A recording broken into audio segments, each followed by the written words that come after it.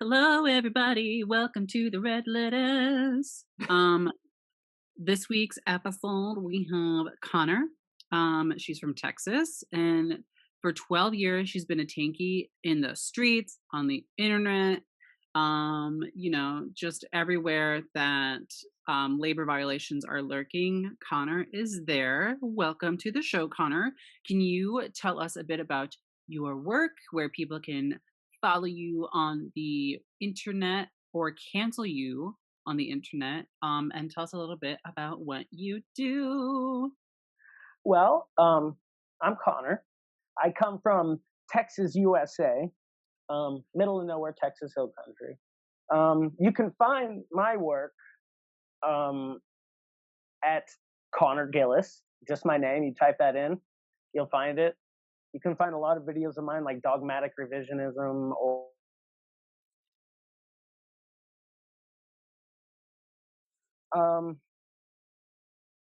my experience, as the comrade Fox here said, is 12 years of organizing experience. I started off as a Maoist. Well, I didn't start off as a Maoist per se. I could say I got into leftism at 17, and it was really because I had started working at the age of 13.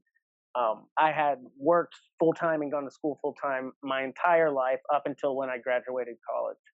So around the time I was 17, I was looking into majors, and sociology was something I was thinking about doing. I never did it. And I came into contact with Marx because of that, because Marx is unavoidable when it comes to sociology.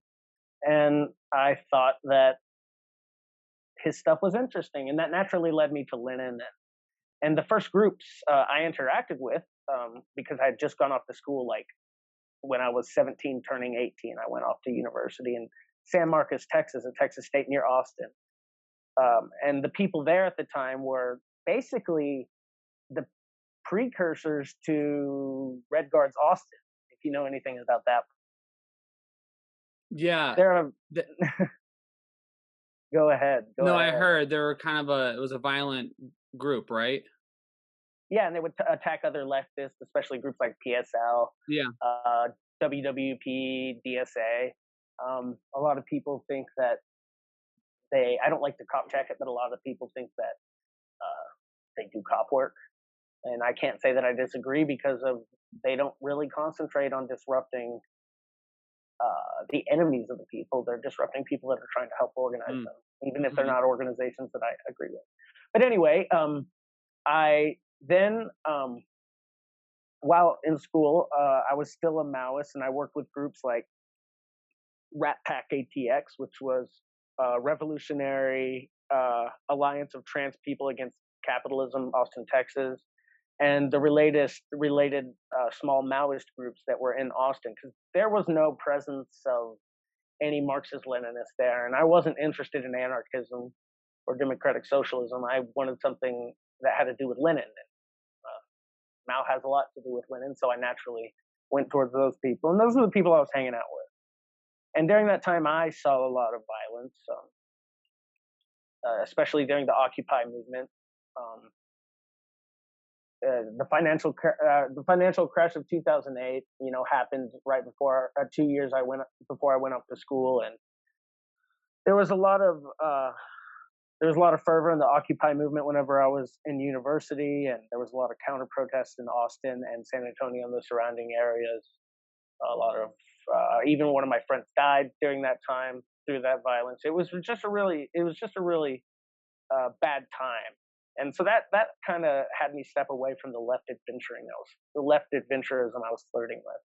And at that time, I also met my ex, who was Chinese, who was on a foreign exchange program at my university. And, I became smitten with her, and I followed her to China and in 2014, and I lived there until 2019. And during that time, living in China, talking with Chinese Marxists, Chinese working class people who have lived through the Cultural Revolution, people who have lived through the times of Mao and Deng Xiaoping and Jiang Zemin and Hu Jintao.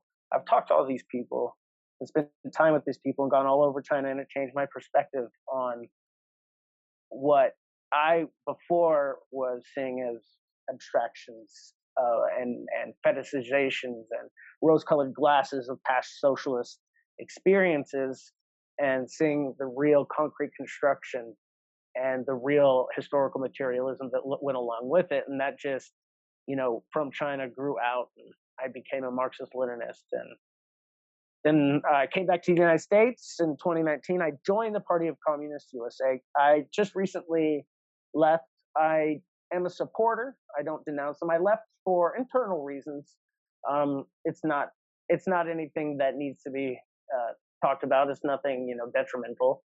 It's just not something that I can operate within right now. But I am a part of their mass organizations like the Movement for People's Democracy, Women for Racial and Economic Equality, Labor United in Class Struggle, and U.S. Friends of the Soviet People. And much like Comrade Kayla, who you had on yesterday, she is a part of the PCUSA, I believe, still. And she is a part of all those mass organizations. I love them to bits, and I support them wholeheartedly. I'm just not a part of the organization right now. But I am currently working as a small part in a larger media collective called Red Comrades in China, which is made up of Chinese communists and foreigners who have lived in China or currently live in China. And it is an effort and a push to combat, Western propaganda about, Chinese myths about Chinese imperialism, myths about the Uyghur genocide, or myths about Tibetan genocide, or whatever they want to say this week.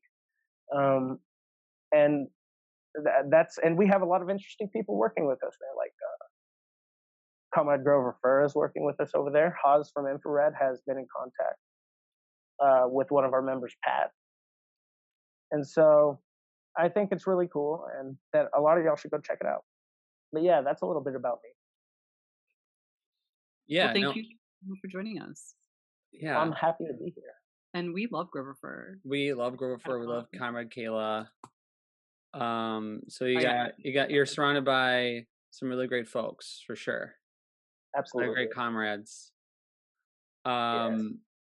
Actually, maybe we can dive right in here. Maybe you can tell us more about what exactly is Mao Zedong Thought, and then how does it differ from Lin Biaoism, and why do a lot of Maoists seem to get these two confused? Oh, that's great. That's a great question. Well, Mao Zedong Thought, if I had to put it plainly, is the organic expression of the Chinese revolutionary experience leading into the socialist construction. It's organic, but the reason it has been codified is because it's been clarified by the tool of Marxism-Leninism and dialectical materialism. I believe that Mao Zedong Thought is useful in the sense that it helps understand the national peculiarities and conditions of China and what that means. And you say Lin Biaoism, and I think that that's a term that not a lot of people use, but I think it's a useful one, because during the time of what is the so-called Great Proletarian Cultural Revolution,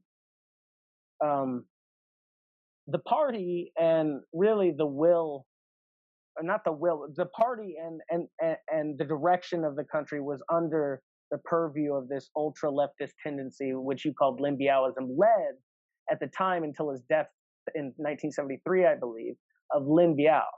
And Lin Biao was a person who was sort of the propagandist and ideologue of the party during his heyday. He also was a great revolutionary general in his time as well. But Lin Biao during the Cultural Revolution had this very ultra leftist stance, and he he did things like put out propaganda campaigns like follow Lei Feng's example, or the Little Red Book, the quotations of Chairman Mao Zedong. And Lin Biao was a part of this ultra leftist tendency that wanted to, for lack of a better word, accelerate revolution by accelerating some sort of imagined revolutionary culture, which I think is where it sort of breaks off and becomes, unintuitive and anti-Marxist, is when it tries to project values and cultures of,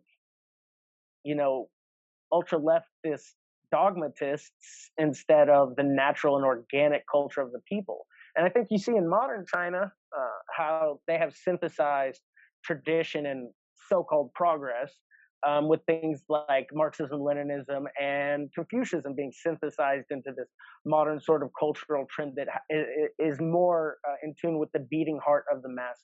And I think that the biggest distinction between Mao Zedong Thought and Lin Biaoism is that one is deeply rooted, and comes from the masses. It is organic expression, and Lin Biaoism is an imagined abstraction. It's a framework that was pushed onto the masses, and they rejected it wholeheartedly. And thank goodness for the end of the Lin Biao and the Gang of Four era, and the savior of China, Deng Xiaoping, coming in.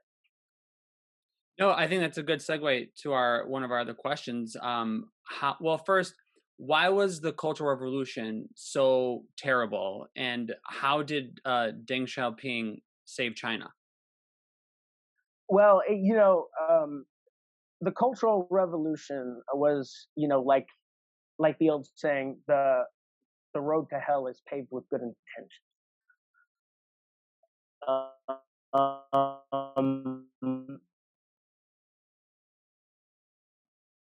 I think that its main avenue of failure, the one I mentioned before, was the trying to create an abstraction of what culture should look like in China, compared to the natural organic process of building a proletarian culture. And also just left adventurism, this sort of acceptance of violence against strata within society that don't meet this puristic ideal of what a person during the Cultural Revolution was meant to look like in the minds of these ultra leftists. And so you have bands of literal children going around murdering their teachers, and doctors being slaughtered in the street for being bourgeois or being Confucian.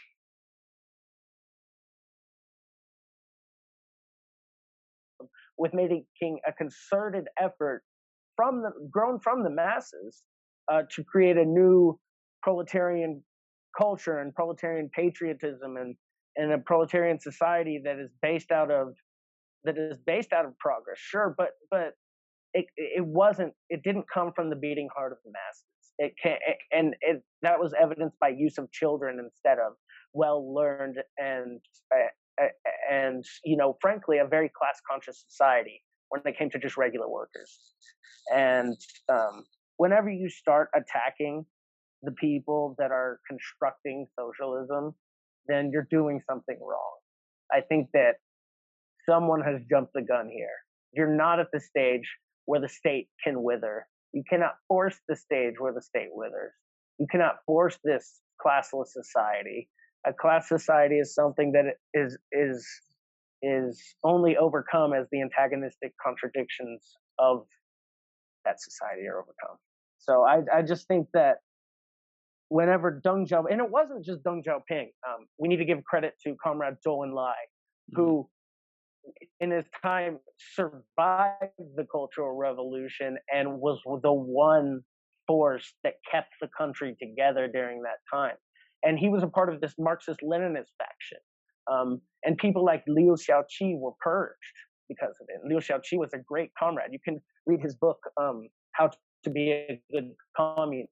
He's a brilliant brilliant Marxist-Leninist, but because he was a Marxist-Leninist and not going along with this ultra-leftist tendency, he was purged. And Zhou Enlai was one of the few people that survived, and people like Deng Xiaoping and Zhou Enlai who survived during this time, holding their position, the Marxist-Leninist center.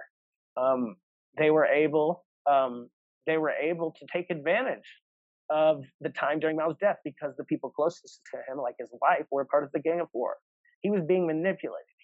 There's common belief amongst the Chinese people. This isn't my conspiracy theory. This is the common belief amongst the working class of China, is that Mao Zedong had gone senile in the 60s. He was very old. He had spent most of his life doing revolution. He was old, and the people around him, like Lin Biao and his wife and the Gang of Four, were manipulating him and causing this to happen.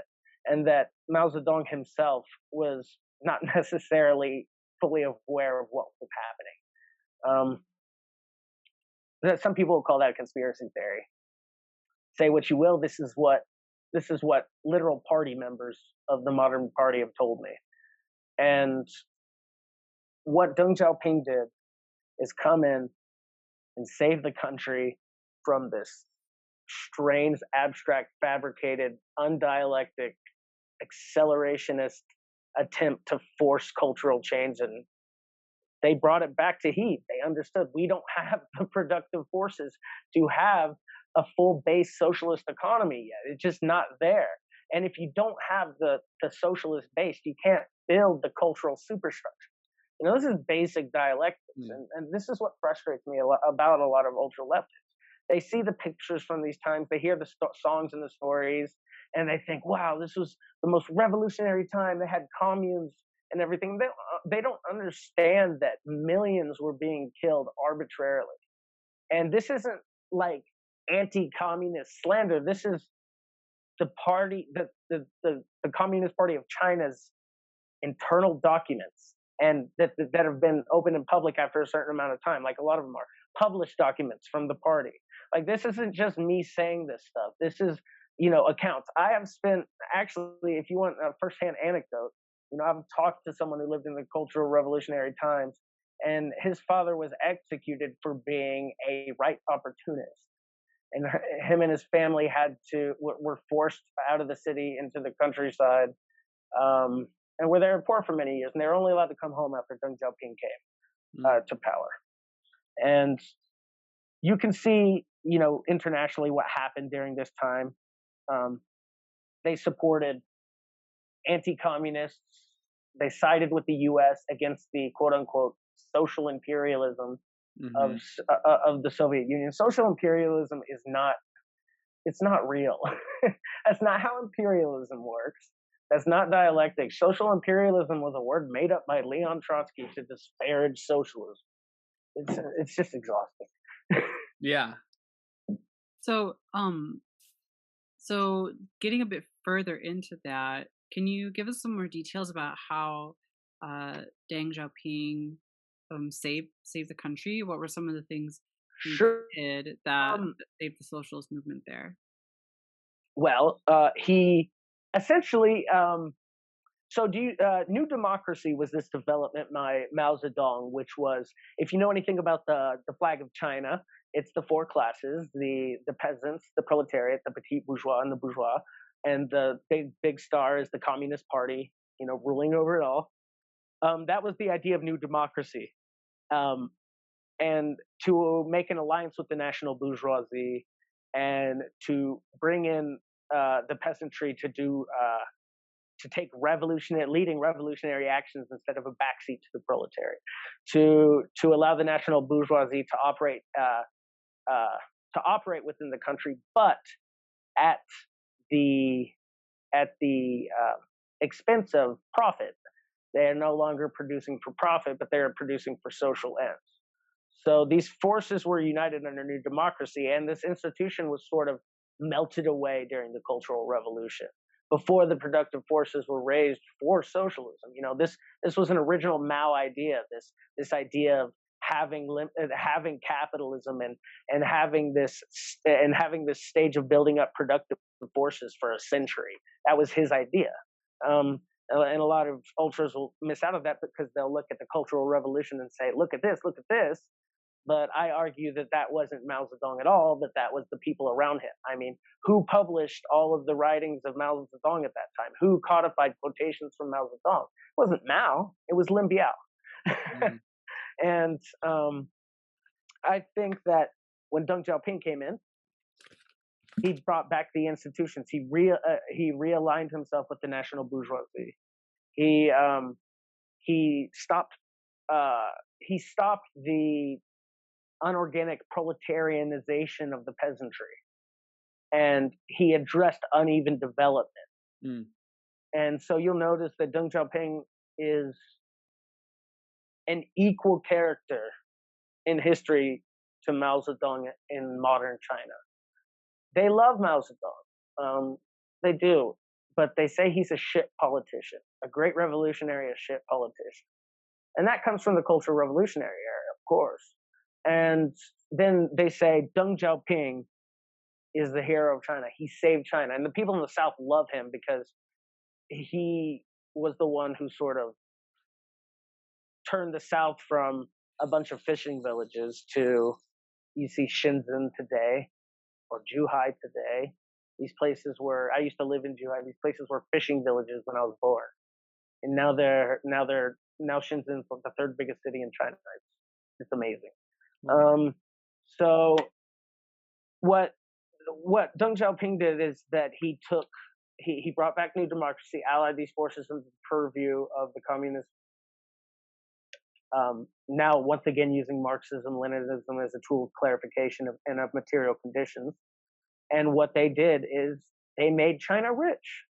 They alleviated poverty. They began the process of the alleviation that has been finished by Xi Jinping. And what it is that they're meeting the material needs of the people. It is a people's government that fights for working families, as Caleb says, and it's not necessarily at this point. It's not necessarily some pure vision of socialism, but we're in the latter stages of new democracy now, where it's coming to the point where the national bourgeoisie are becoming a little bit superfluous. And I say, just listen to the Chinese. Xi Jinping said, in the next 25 to 30 years, they could be moving away from this new democracy into a pure proletarian democracy, which is very interesting. I think that Maoists would be very interested in participating in, but it seems that they're just so impatient about the thing. I think that Deng Xiaoping brought a sense of calm back. He brought stability. He cracked down on the Red Guards. He broke them up, stopped extrajudicial killing, broke up the ultra leftist gangs, and fought peace and prosperity by opening the foreign markets and bringing in a level of market socialism into China.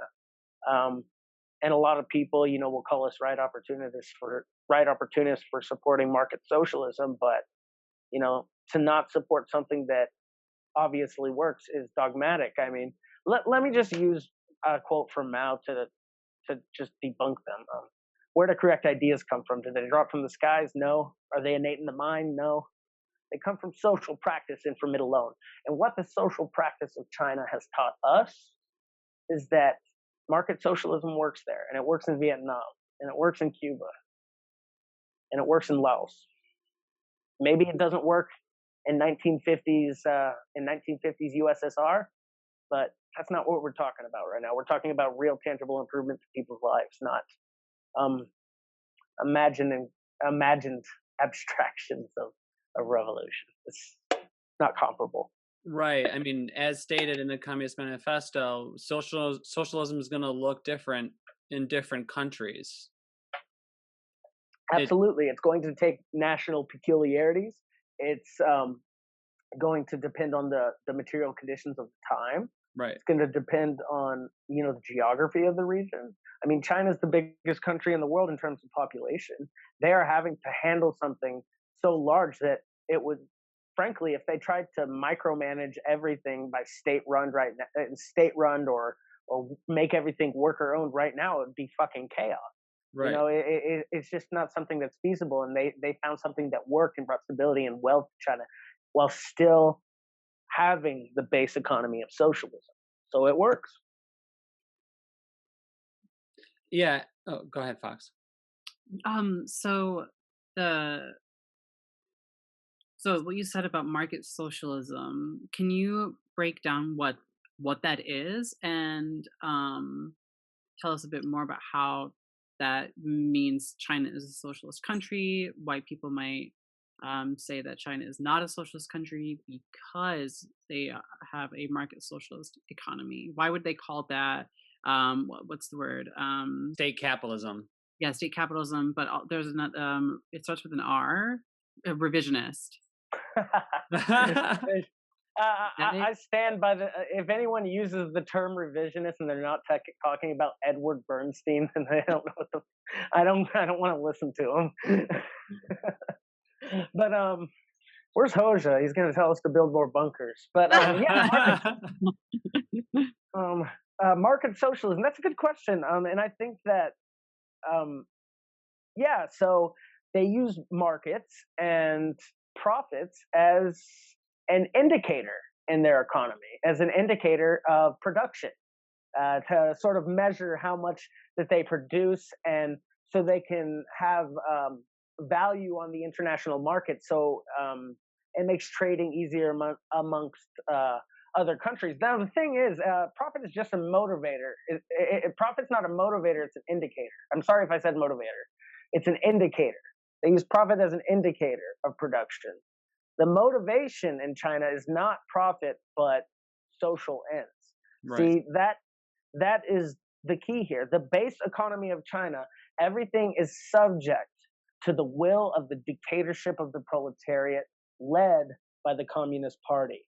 Mm-hmm. And the Communist Party has allowed for a new democracy and limited maneuverability of the bourgeoisie, markets, and international trade, and these sort of things. And the USSR, for example, had a level of market socialism. They did the same thing. They had profit as an indicator, not as a motivator, but as an indicator in a lot of their industries. This happened mostly after Stalin, I believe. And, this is in every single socialist society to ever exist. While there is an international, or I should say global, imperialist trade going around in the world, there needs to be a way for them to compete. And not matching the international market by ignoring the profit indicators can hurt the internal economy as a whole. But also, they have the power to where if trade does go down, for example, when I first moved to China, there was a recession actually in China. But none of the prices changed. It didn't affect any of the normal people. Rent stayed the same, food stayed the same. Everything, all the prices for everything was the same for us. And but at the same time, using these markets the way that they do, they're also able to put more and more and more of the production that is made by the workers back into the economy for social ends. Now, there may be some, extra steps of bureaucracy, like the party who administrates the state, who takes the values produced by the worker and uses them for social ends. But that's vanguardism. That's the idea of vanguardism. If we just want the workers to have, each single one of them, to have their full labor value and not account for the collective social needs of society, then we're not operating within any kind of scientific socialism. As a former Maoist, how do you explain to Maoists why applying Marxism, Leninism, Maoism to American conditions is incorrect? Why do you think Maoism is so popular, specifically in the United States? Wow. Yeah. Well, I think that the number one reason why Maoism is popular is because Mao is a poet. And one of the main access we have to Mao's writings in the West and to Chinese Marxist writings in general is quotations of Mao Zedong. And except for, his early writings, a lot of his writings that came out during the Lin Biao and Gang of Four period, are really chopped up and, shortened and simplified. That I think they're meant to be reference books, but these are the things that are so common in America. And I think that started with, the Black Panther Party bringing over those books, and I support what they were doing. But a lot of these people got them and didn't go in and learn with the Black Panther Party cadres and stuff. They just had these books, and these books have disseminated throughout the United States, and they read these things, and they're polemics, they're platitudes, essentially meaningless platitudes without the theory backing them up, and that's a lot of what Western people get. And there's such a wealth of both 20th century and contemporary Chinese Marxists that just are not accessible to people in the West because 90% of it hasn't been translated from Chinese. And, that's one thing that the effort I put into learning how to read characters really benefited me a lot, and it really gave me this different perspective on, what are the Chinese communists thinking? What are they writing about? Like, people today can say, well, I have Xi Jinping here and the governance of China, but what else? And there's so many people in China writing about this stuff right now, but it's just blocked by language barrier. And I feel like that a lot of this stuff, like the rose tinted vision of the Cultural Revolution in Mao Zedong, and the flowery prose that come out of his writings that are translated into English. And they read these things, and it sounds so great, especially to a young person who's a baby leftist or has not really had the opportunity or the time or has put in the effort. There's so many different reasons why someone might not be able to really dig into dialectical materialism, especially if they're an oppressed person within our society and they are just scraping by to survive. But I think a lot of people haven't had a chance to dig into dialectical materialism like a lot of us have had a chance to.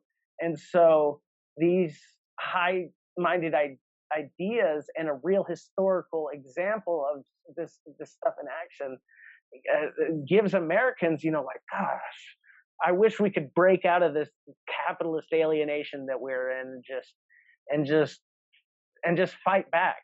And so they see things like the universality of the protracted People's War. They think, oh my goodness, this thing is universal? That's fantastic. That means that one day we could do that here and that we could break out of our shitty lives. It's appealing.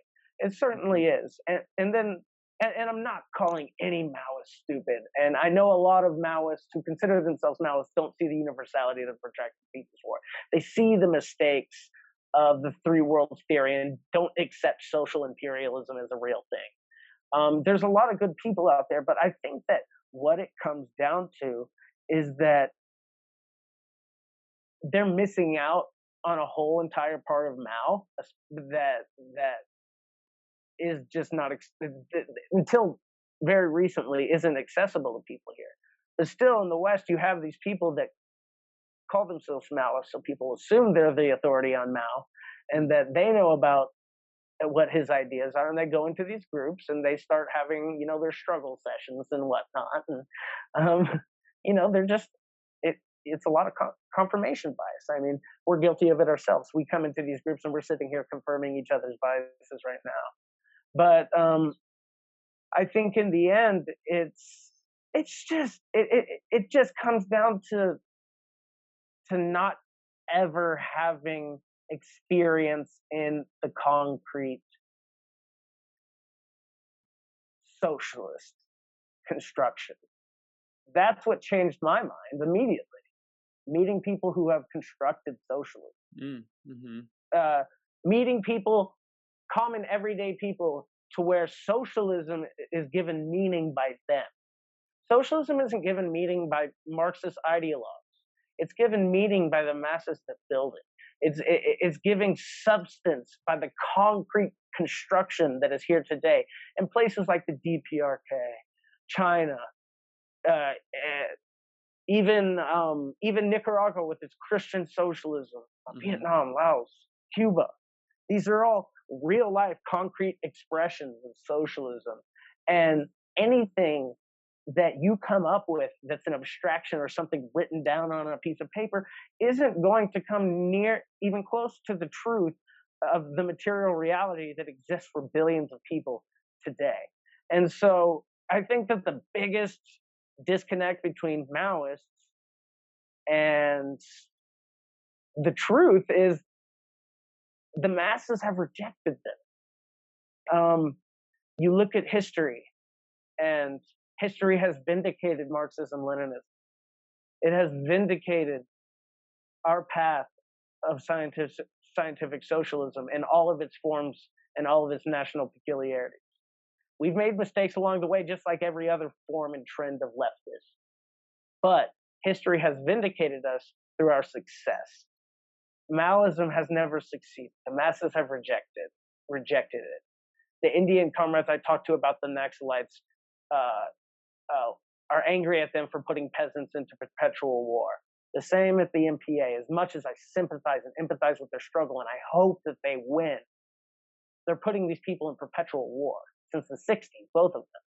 And there's a lot of Westerners that fetishize this violence, and it's awful.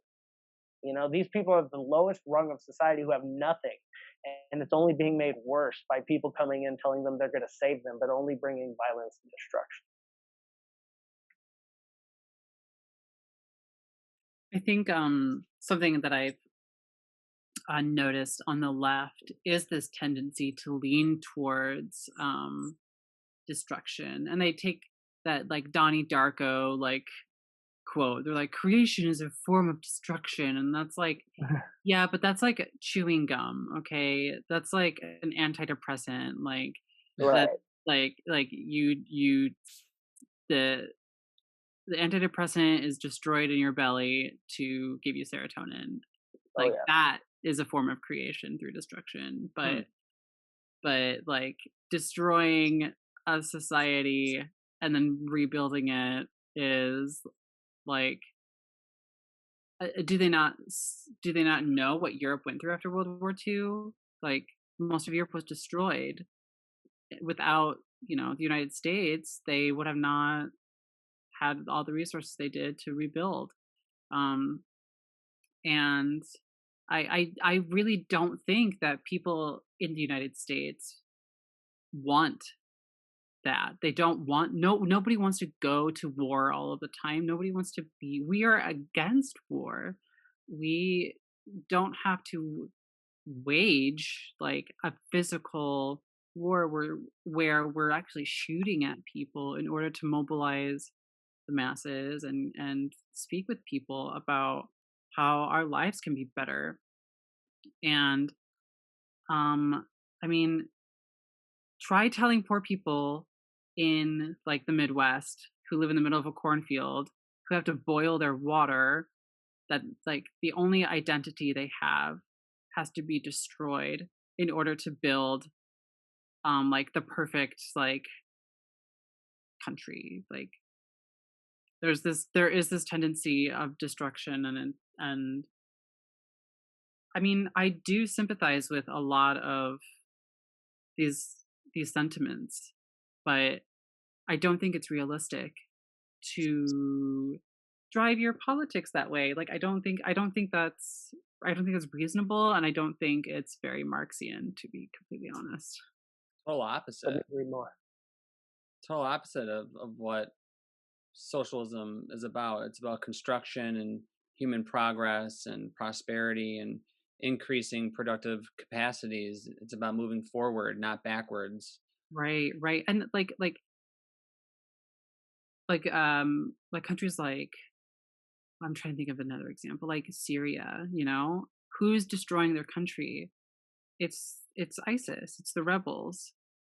Who's trying to save their country? It's Assad. He's not trying to destroy Syria to save it from a violent oppressor. I mean, look at what Bernie Sanders did. I know he's a social democrat who works for the Imperial Corps, but look what he was able to do with the same like 15 talking points for 4 5 years. People showed up. People showed up because he spoke to those. He spoke to their material needs, and the bourgeoisie, they they they they bulldogged him. Like they threw him under the bus, and look at where we are now. I mean, we still have children in cages at the border, and there are people who, if things went back to normal tomorrow, they would get evicted from their houses. Like I Yeah, mean, I don't know if that makes any sense. I am it kind of makes perfect sense. It makes perfect sense. I think that, like you said, there's something that we're missing in the American left, and I think that is something we need to pay very close attention to out of the right in the United States. And it's what Caleb Maupin has been talking about for years now. And it's a populism of a new kind, of a left wing flavor, a patriotism of a new sort, of a working class type. Yeah. It's this appealing to the sensibilities of the common working class American, and not throwing and not coming into their neighborhood larping in cultural revolution outfits, carrying hammer and sickle flags, banging on their doors saying, you better fucking accept, all the trans and gay people in your life, or we're gonna put you in the gulag. Like, what the fuck are you talking about? These are the people we're fighting for. And when you start alienating the people you're fighting for, then you're no longer working to any sort of constructive objective to help or improve the American working class. And it's as simple as that. Yeah. I think what we're missing here is the quality part. We have the quantity, we just don't have like the quality. We're missing the leadership. We're missing the revolutionary vanguard. Yes, I agree. I know that some groups, some that that I have sentiments for, claim to be the vanguard, but I don't think that there is a vanguard party in the United States. I don't think at this moment that a vanguard party can even be built under the current material conditions. I think right now is the hope for any sort of unity and giving class consciousness to the American working class has got to come from a much broader left-wing populist movement. Something similar to like the movement for a People's Party, which is I think that they're having their founding Congress or convention or something pretty soon coming up. I think something like that, something that is a lot more broad, something that can appeal to sensibilities, and a space where communists are accepted, a space where we can come in with our ideas and not be alienating, but at the same time be understood as communists, because we are communists and we should be proud to be communists and we should wear that on our sleeves. But at the same time, we have to be careful not to alienate people. So it's this balance that we have to strike, and there's just not a lot of spaces for communists to go where there's a collection of people looking for, labor gains or trying to get stability for themselves. Communities like that, communists are afraid, except for, I should say, I'm speaking mostly about white communists. When it comes to black organizations, this is a lot different. I think a lot of communists and parties in America are afraid to go into churches, community churches, especially of people of color, or to mosques, and to go to these more traditional spaces that they would feel that they won't listen to us because they're homophobic, or they think that you should be married before having sex. And that's not the attitude that we should be thinking of. Like, yes, amongst our peers, amongst our comrades, fellow communists, we hold them to a higher standard. We can tell them, watch your language, and we can use this.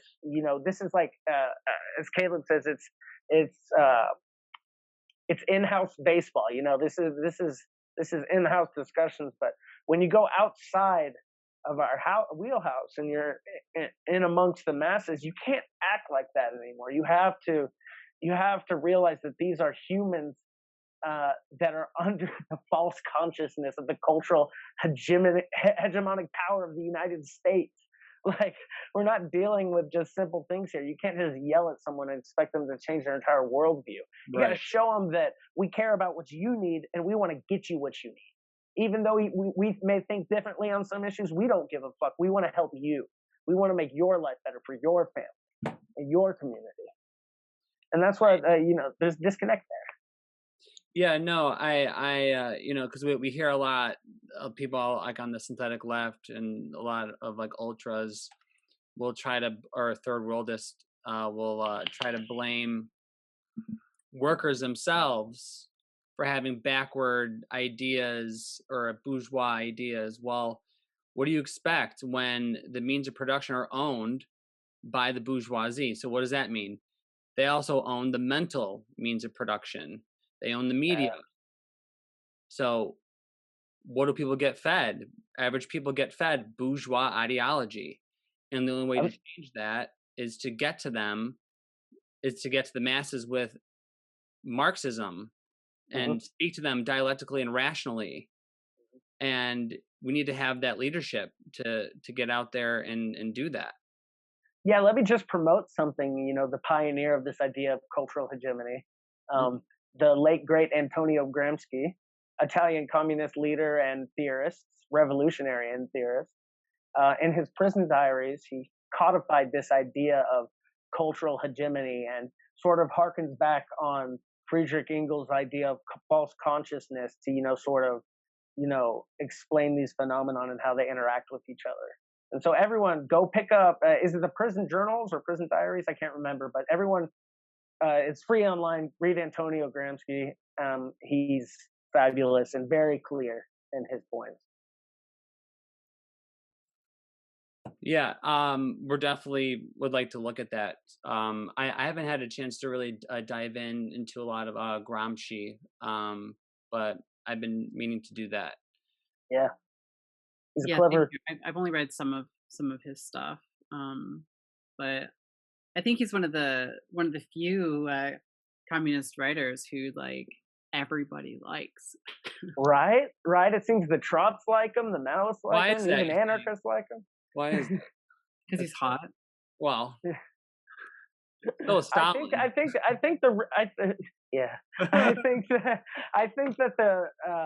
the reason when it comes to Gramsci is because his major ideas come from philosophy and not necessarily political economy or anything like that, or international geopolitics. Though he does have ideas about that. Him and his spats with Armando Borgia are legendary.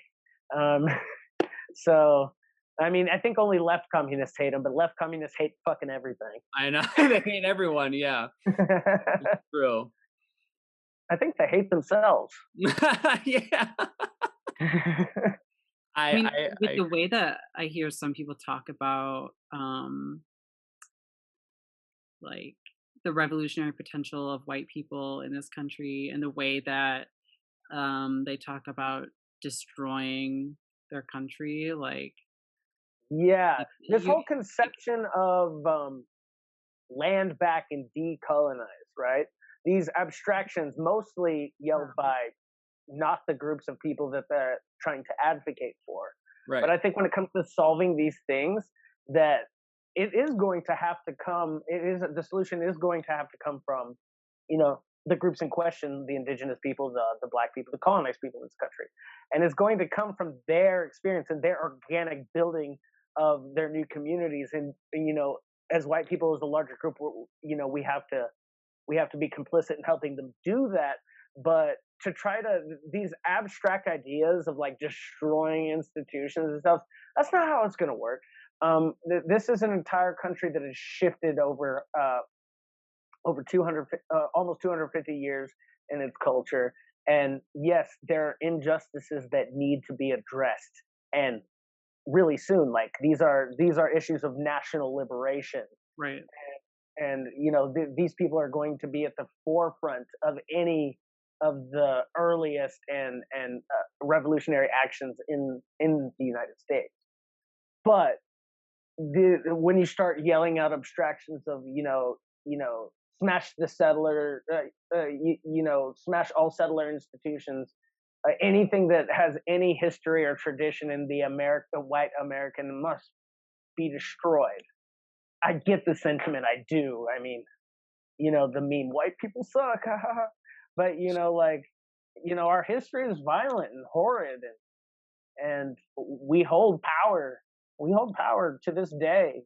And it's these institutions of power that need to be smashed. But we aren't going to smash them. We are going to be allied, and we are going to show our solidarity and support the people who do.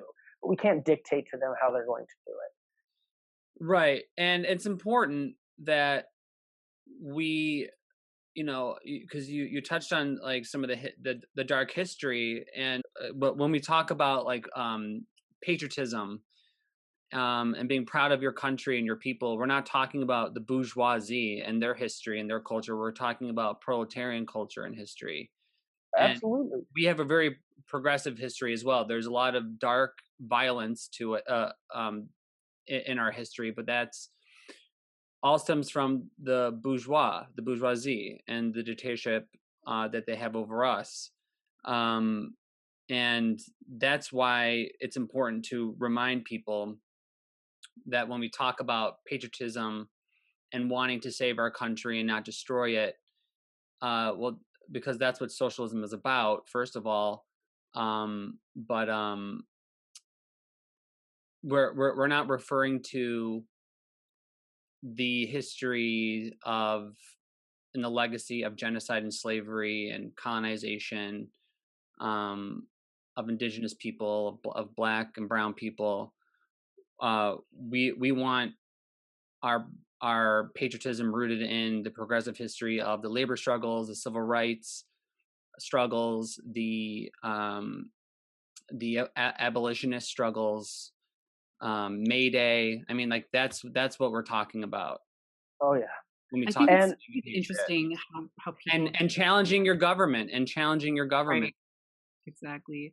I think it's interesting how people recognize that, like if you can recognize China as a plural nationalist country, if you recognize the USSR as a plural nationalist countries, they both have imperial histories.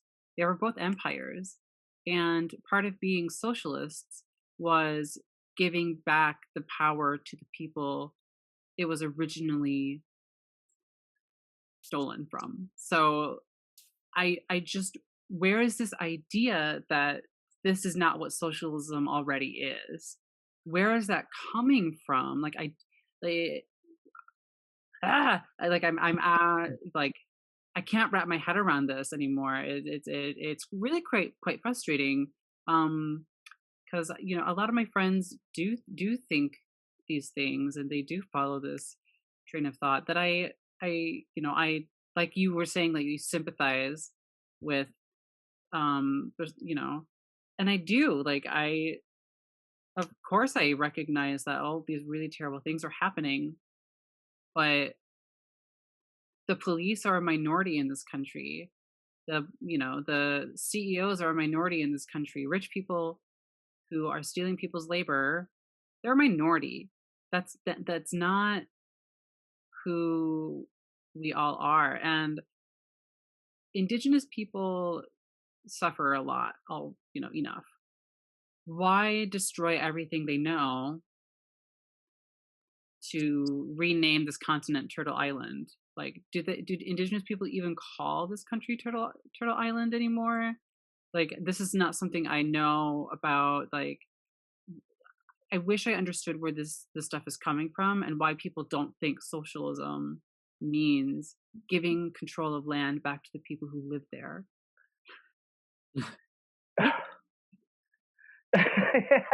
Yeah, I mean, I have the same question. I have no idea where the sentiment is coming from. I think a lot of it comes from internet culture. I don't think a lot of these people exist in real organizing spaces. They do, but I think a lot of these people can be, like the organic people who are organically involved with the masses, and those who come up with their ideas completely alienated from them. And I think that the only way you can have a correct line, its birth is out of the organic struggle, revolutionary struggle, or socialist construction of the masses. Otherwise, you're talking about something that it isn't based in the concrete reality or the needs of the people, but just this abstraction in your own brain that you want to impose. Yeah. Yeah. And I do want to say that I was referencing a conversation I had earlier with a close friend of mine, and I know they're going to watch this, but I just want to say I love you so much. Please don't cancel me. Yeah, and you're really cool. Your and ideas, friend, it's okay. I understand the fire for justice behind these thoughts and the desire to do the right thing. It's really just a matter of how we accomplish this thing that we disagree on. But we're all for justice here. yeah, and I don't think this particular friend is a Maoist. I still personally am trying to understand what Maoism is. You know, sometimes I'm just along for the ride. I'm not gonna lie.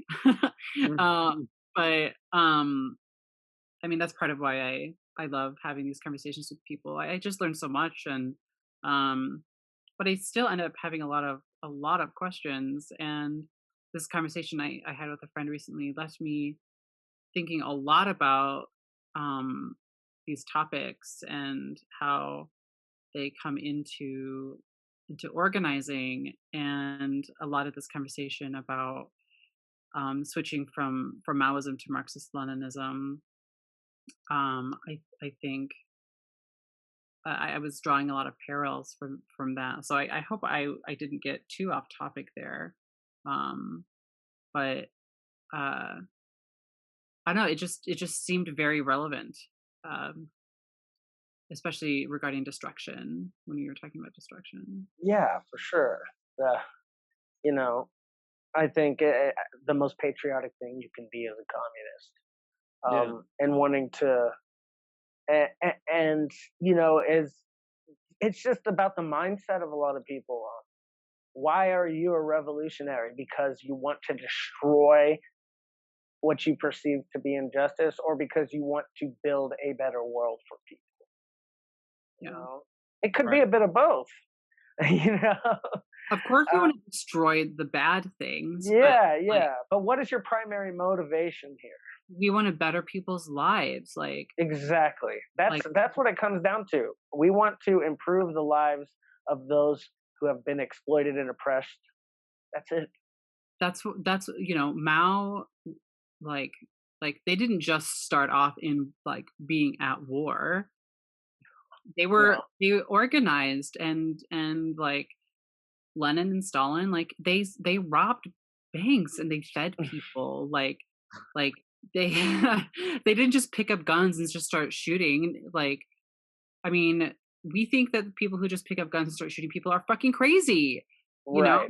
We don't, no one's going to follow a leader like that. It's it's nobody wants to go to war perpetually. No one wants to be at perpetual war. And that's kind of what you were saying about some of these Maoist groups in India, right? Like they're just Mhm. tricked into being into war all the time. Like Yeah. that doesn't sound healthy. That Yeah. sounds horrible. Yeah, it's nonstop. And for the MPA in the Philippines too, and stay there for long at all. And so every time they go into a village or an area like that, and they forcibly recruit them into the militia, armed with mostly machetes, bows and arrows and shit. And they sit there and say, defend this town from any government people to come in. You have to do it. And well, you're gonna listen to a fucking Naxalite with an effing foul, you know. And I think that like in the beginning with the uprising and everything, like I get it, the 60s were a time of great experimentation and radicalism and all that. But we're at a point where the MPA and the Naxalites, both born out of the 60s, are still at war, are still involving the same communities in this war. It hasn't ended since the 1960s. Wow. They've been rejected by the people. And of course, I always empathize with their struggle. And if they won, I'm sure things would be fucking way better. But their tactics are just hurting the people they're meant to be helping. Connor, have there been any successful Maoist revolutions, and are there any victories current Maoist groups have won in recent years? And what is the strongest formula for getting to revolution? Wow. Well, no, there haven't been any successful Maoist revolutions, but there have been significant gains made by Maoists. Specifically, I would like to point out Nepal. The Maoists overthrew the monarchy in 2006 and instituted a new democratic type of state, federal democratic republic. And they, in 2012, I believe, they united with the major Marxist-Leninist party into a single Marxist-Leninist party that are the ruling party in Nepal today. It's very interesting. But I think that the overthrow of the monarchy in the 21st century is a pretty lit thing to do. That's based, and so I have mad respect for that. And I think that other contemporary, I think that if you could consider groups like the new African Black Panther Party Maoists, I think that there's elements of Maoism. There are people like that out making gains for the community. Like, when I mean gains, I mean direct action gains, working a lot like that in their communities and stuff. I think that for the people in America, Maoists, they are related to like the Maoist Communist Party Organizing Committee or something. Black Red Guard is involved in that, I believe. If you know anything about him, he's a Maoist YouTuber. But I think that the For the People groups on the ground over there, they do a lot of good for their communities. They do a lot of community self-defense. They do a lot of serve the people programs. I always respect Maoists doing serve the people programs. I think community defense. I think a lot of Maoists are out there doing community defense, helping people out. And when it comes to a more global scale, I'm sorry, y'all. I mean, outside of overthrowing a monarchy, the Maoists haven't succeeded in any revolution. People will claim China, but that was a Marxist-Leninist revolution. Right. So Mao himself called it that, but right. I do also want to say that I do have a lot of respect for my comrades who are Maoists. They're some of the most dedicated and devoted people I know to organizing and revolution. We love our Maoist friends. We are not trying to shit on them or their organizing or say that they aren't devoted to revolution. We love our comrades and we want to have open and good faith dialogue, even if we disagree on some of these. We have to start normalizing being able to disagree and still working together and getting along and be comrades and friends. It doesn't.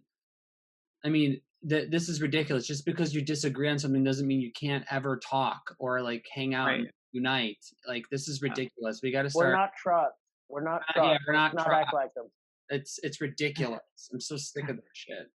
Yeah. And what was that last question on that? It was like a series of questions. There was an end part to that question. Oh yeah. What is the leading like theory or formula for revolution? There is no formula. I will argue that there is not a formula for revolution and that there's no way to have a formula. I think that the revolution comes from the masses organically, but that it's clarified by Marxism-Leninism, and that tool of Marxism-Leninism can be used by leading forces like a vanguard party to lead the organic flow of history of the masses, in class struggle, and that sort of thing. But I don't think it's something that can be forced. I think that it's something that we have to flow with the tide, the changing material conditions, the different national peculiarities, the different cultures and peoples that we're dealing with. And it's all something that if we try to start planning this out in our minds, you're not going to come up with anything useful. What we need to do is start, getting our ass in gear and finding out what the people need, how we can deliver that to the people, and what avenues we can take with what we know to do that. And that's what we have to do. Buckle up and do it. I agree. And we can do that with Maoists and Trotskyists if they don't, split us. Collaborate. Anarchists. I mean, there's some funny, anarchists. Right? I'm really funny. I love it. I'm not gonna lie. But yeah, I mean, even anarchists. Most of the anarchists I've interacted with in my time, not on rad libs posing as anarchists. There's a huge difference. Oh my God! Right. But actual anarchists that have an understanding of what a state is and that it's a form of class violence. They know that, and that they know what imperialism is that it's the highest stage of capitalism, and they understand why anti-imperialism is important. These people are fantastic.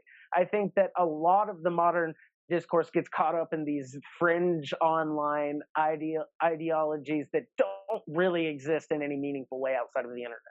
Right. Well, Connor, I think this is a great way to wrap.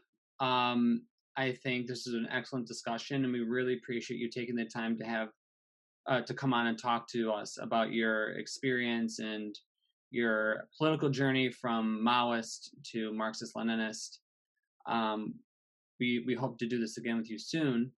Absolutely. And have you on for other future shows and collabs. But before you go and before we wrap, why don't you let everyone know where they can find your work? Well, you can find me here on YouTube at Connor Gillis, spelled just like you see here, CONNOR space GILLIS. You can find a lot of my work on YouTube. If you're lucky, you might become my Facebook friend. I don't know, but yeah, that's where you can find me. And also, the media collective I'm working at, Red Comrades in China, on YouTube. We're producing a lot of exciting content that's coming out soon. And we're a media collective that, dispels the myths about modern China and, a counter-propaganda campaign. And I hope a lot of people get some enjoyment out of that as well.